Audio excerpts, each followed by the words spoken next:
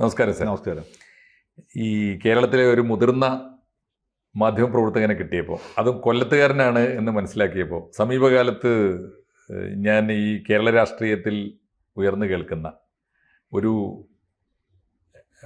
Politico cultural, രാഷ്ട്രീയവും സംസ്കാരവും ചേർന്ന ഒരു കിംവദന്തി പരക്കുന്നുണ്ട്. അത് ചുണ്ടുകളിലുണ്ട്, 4 പേര് കൂടുന്ന സദസ്സുകളിലൊക്കെ ഉണ്ട്. ഈ മാധ്യമപ്രവർത്തക രംഗത്തും സാംസ്കാരിക രംഗത്തും ഒക്കെ സജീവമായിട്ടുണ്ട്. അത് ശരിയാണോ എന്നറിയാൻ, അതിനുള്ള സാധ്യതകൾ അറിയാൻ പറ്റിയ ഒരാളാണ് ജ്യോതിർഘോഷ് എന്നതുകൊണ്ട് അങ്ങയോട് ചോദിക്കുന്നു എന്നുള്ളതാണ്. കാര്യം ഇതാണ്, കൊല്ലത്ത് ഇപ്പോൾ കേരളത്തിൻ്റെ കലാരംഗത്തിൻ്റെ ഒരു പ്രാതിനിധ്യമാണ് കൊല്ലത്തെ MLA അതെ മുകേഷ്. പാരമ്പര്യമായി അവർക്കൊരു പക്ഷേ വളരെ സമ്പന്നമായ പാരമ്പര്യമുണ്ട്, ഗൗരവമായ പാരമ്പര്യമുണ്ട്. ഓ മാധവന്റെ പാരമ്പര്യം ചെറിയ പാരമ്പര്യമല്ല. പക്ഷെ മുകേഷിന്റെ പാരമ്പര്യമാകുമ്പോൾ അതിന്റെ വില കളഞ്ഞു കുളിച്ചിട്ടുണ്ടോ എന്നൊക്കെ അദ്ദേഹം ആലോചിക്കേണ്ടതാണ്. പക്ഷേ എന്തായാലും മുകേഷ് കൊല്ലത്തിന്റെ MLA ആയി വന്നു നിയമസഭയിൽ. അദ്ദേഹത്തിന് അത് ഒരു പക്ഷേ അർഹിക്കുന്നതിലേറെ അംഗീകാരവും പ്രശസ്തിയും ഒക്കെ ഉണ്ടാക്കി കൊടുത്തിട്ടുണ്ട്. ഒരു നിർണായകമായ ഘട്ടത്തിൽ ആ സീറ്റ് നേടിയെടുക്കാൻ CPM-ന് അദ്ദേഹവും സഹായിച്ചിട്ടുണ്ട്, യാതൊരു തർക്കവുമില്ല. പക്ഷെ ചിത്രം എന്താ വെച്ചാൽ, മുകേഷിനെ മലയാളിക്കും അടുത്തിരിക്കുന്നു എന്ന് മാത്രമല്ല, കൊല്ലത്തുകാർക്ക് അതിനു മുമ്പേ അടുത്തു, CPM-ന് വളരെ അടുത്ത കാലത്ത് ആഴത്തിലും അടുത്തിരിക്കുന്നു. എന്നാൽ മുകേഷിനെ മാറ്റിയത് ഉറപ്പാണ്, അടുത്ത നിയമസഭാ തെരഞ്ഞെടുപ്പിൽ കൊല്ലത്ത് മുകേഷ് ഉണ്ടാവില്ല.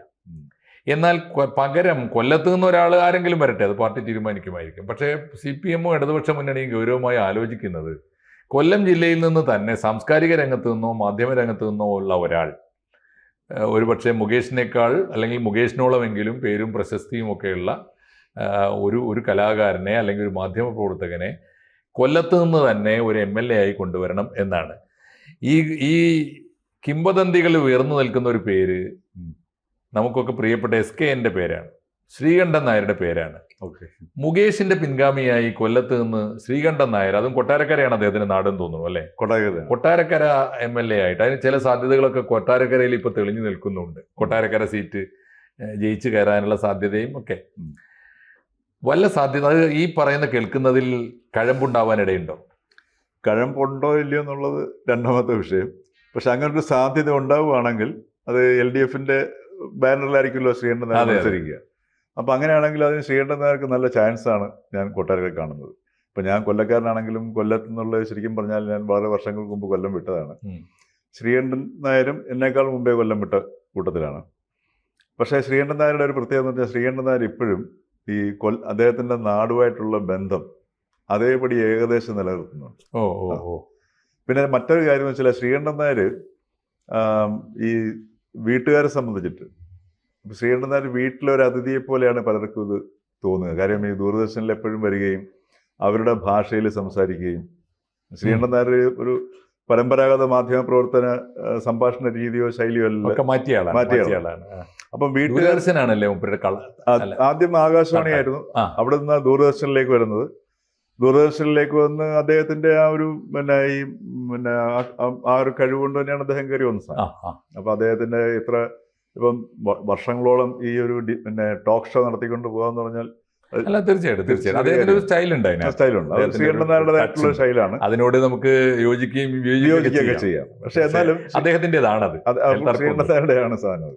അപ്പൊ ശ്രീകണ്ഠൻ നായർ ഈ പറഞ്ഞതുപോലെ ആൾക്കാരുമായിട്ട് തൊട്ടടുത്ത് ഈ ശ്രീകണ്ഠൻ നായരുടെ പ്രോഗ്രാം കേൾക്കുന്നവർക്കൊക്കെ ഒരു തോന്നൽ ശ്രീകണ്ഠൻ നായരെ അവർക്ക് പരിചയമുണ്ടെന്നൊരു തോന്നലുണ്ടാവും.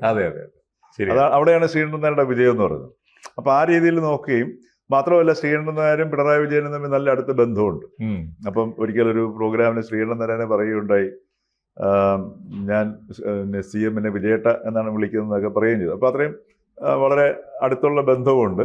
നമ്മുടെ ഈ കലാരംഗത്ത് ഏറ്റവും കൂടുതൽ മിമിക് ചെയ്യപ്പെട്ട മാധ്യമപ്രവർത്തകർ, എനിക്ക് തോന്നുന്നു പഴയ നമ്മുടെ ഗോപകുമാർ കഴിഞ്ഞാൽ, TN ഗോപകുമാർ കഴിഞ്ഞാൽ പിന്നെ ഏറ്റവും കൂടുതൽ മിമിക്രിക്കാർ ഉപയോഗിച്ച ഒരാളും കൂടിയാണ്. എനിക്ക് തോന്നുന്നു പിന്നെ നികേഷൻ കഴിഞ്ഞു കഴിഞ്ഞാൽ ശ്രീകണ്ഠൻ നായരായിരിക്കും വരുന്നത്. നികേഷും കഴിഞ്ഞാൽ പിന്നെ ശ്രീകണ്ഠൻ നായർ ഏറ്റവും കൂടുതൽ ഈ ഹാസ്യ പരിപാടികൾ. എന്റെ വളരെ അടുത്ത സുഹൃത്തുമാണ് ശ്രീകണ്ഠൻ നായർ. ആണല്ലേ?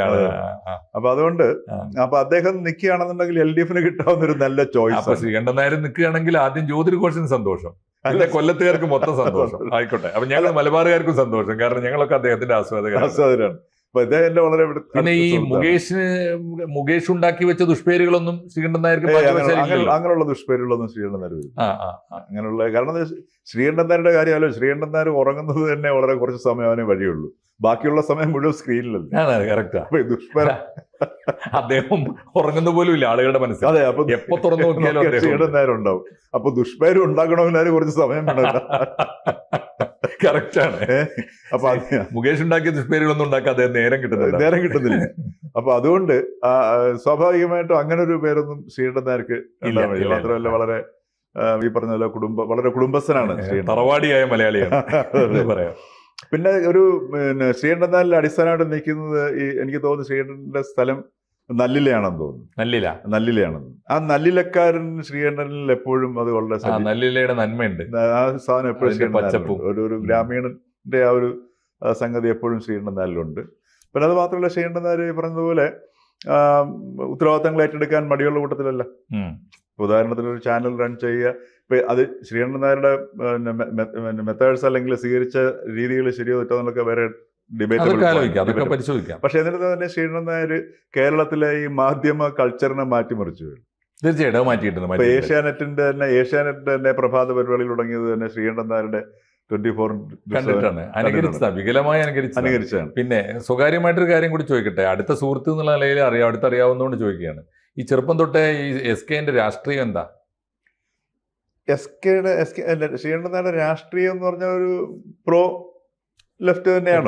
പക്ഷെ ശ്രീകണ്ഠൻ നായർ ഈ പറഞ്ഞ പോലെ ഈ എനിക്ക് തോന്നുന്നു ഈ സമീപകാലത്താണ് കുറെ കൂടെ അടുത്ത് ഈ ഒരു ലെഫ്റ്റിനോട് ചേർന്ന് നിൽക്കുന്ന ഒരു പ്രകടിതം. ഇപ്പൊ നല്ല ബന്ധമാണോ ലെഫ്റ്റുമായിട്ട്? കേൾക്കുന്നത് ശരിയായിരിക്കും അല്ലേ? തീർച്ചയായിട്ടും പിണറായി വിജയനായിട്ട് നല്ല ബന്ധമുണ്ട്, നല്ല അടുത്ത ബന്ധമുണ്ട്. അതില്ല അങ്ങോട്ട് കാര്യം ബന്ധം വേണ്ടല്ലോ ഇപ്പോ. അതെ, അതിനു മുമ്പ് ഈ പറഞ്ഞതുപോലെ അന്നും ഈ ശ്രീകണ്ഠൻ നായർ ദൂരദർശനിൽ പോയതിനു ശേഷം എനിക്ക് തോന്നുന്നു ശ്രീകണ്ഠൻ നായരുടെ ജീവിതത്തിന്റെ കൂടുതൽ സമയം സ്ക്രീനിലായിരുന്നു എനിക്ക് തോന്നുന്നു. അപ്പോൾ ആ ഒരു രീതിയിലായിരുന്നു പിന്നീട് പുള്ളിയുടെ ഒരു, കാരണം ഈ രാഷ്ട്രീയത്തെക്കാളൊക്കെ ഉപരി ഈ വിവിധമായ ടോപ്പിക്സിൽ എടുത്ത് ചർച്ച ചെയ്യുക.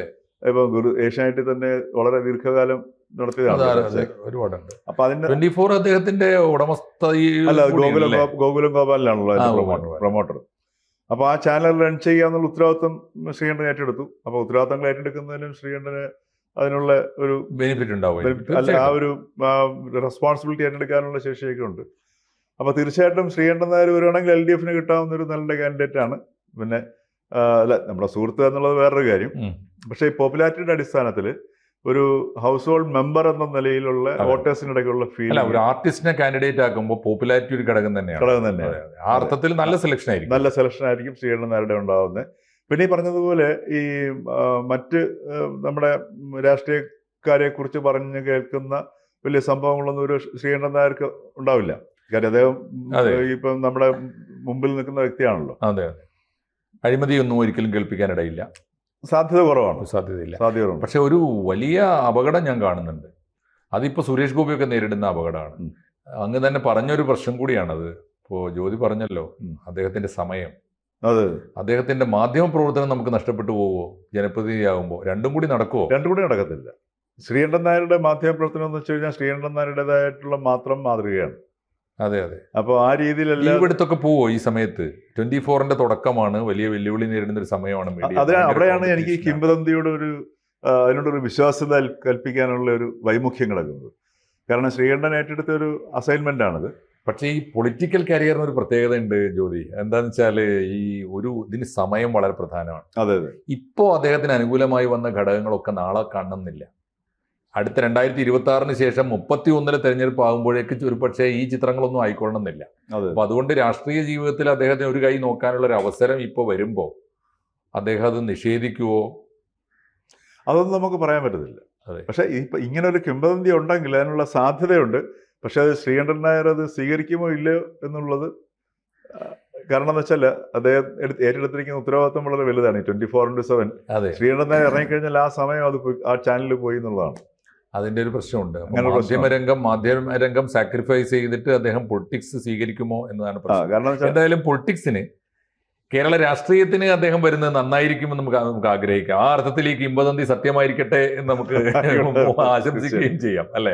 എന്തായാലും അങ്ങനെ വരുന്നെങ്കിൽ, അങ്ങനെ ഒരു ആ മനസ്സ് അദ്ദേഹം ബദൽ സംവിധാനങ്ങളൊക്കെ ഉണ്ടാക്കി വെച്ചിട്ട് ചിന്തിച്ചു തുടങ്ങിയിട്ടുണ്ടെങ്കിൽ അദ്ദേഹത്തിന് നമ്മൾ കാലേക്കൂട്ടി ആശംസകൾ നേരാം. SKN നമ്മൾ കേരള രാഷ്ട്രീയത്തിലേക്ക് മാധ്യമരംഗത്ത് നിന്ന് ഒരു പക്ഷേ നമ്മളായിരിക്കും ആദ്യം ഒരു സ്വാഗതം ചെയ്യുന്നത്. തീർച്ചയായും.